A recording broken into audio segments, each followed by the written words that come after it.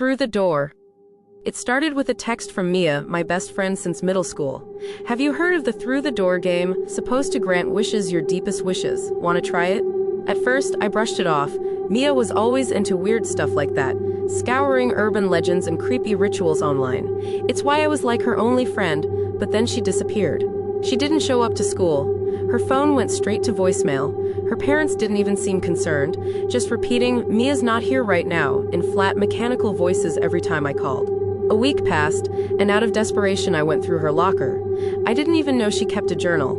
I knew it was wrong reading it, but it was my last resort. Flipping through the pages, I found detailed notes about the ritual.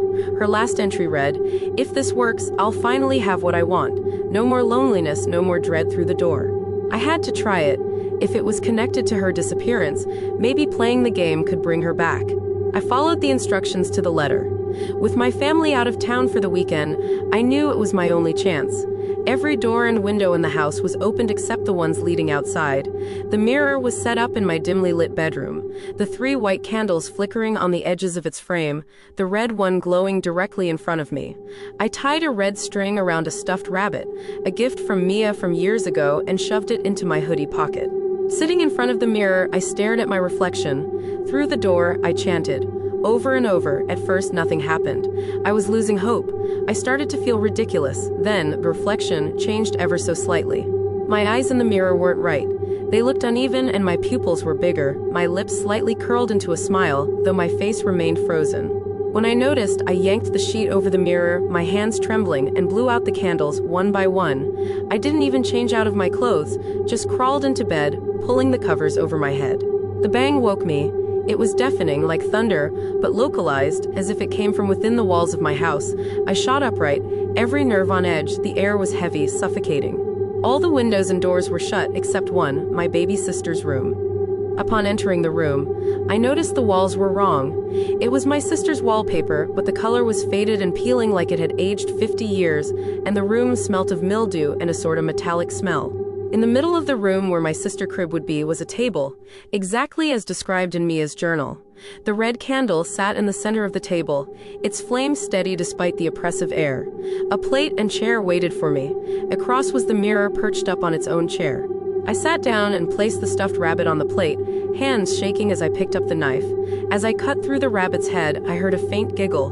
My own reflection watching me, my eyes were unnaturally wide, and I was grinning ear to ear, sharp and menacing. I was starting to question whether I should go through with this.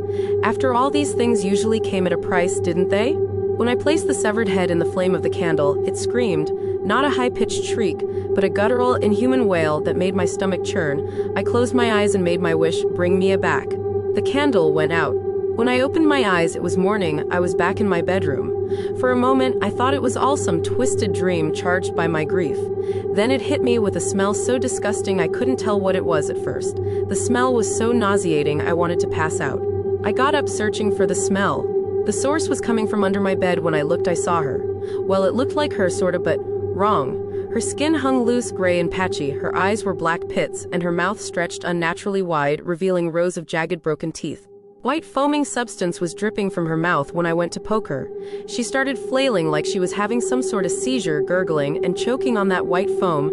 She sounded like something else, layered and distorted. I screamed, running out of my room, slamming my bedroom door shut. She pounded on the floor from the other side, her nails clawing, splintering the wood. I ran down the hallway into my attic, looking for the mirror, trembling. I looked in the mirror and I begged for her to leave, then the pounding stopped. I thought it was over.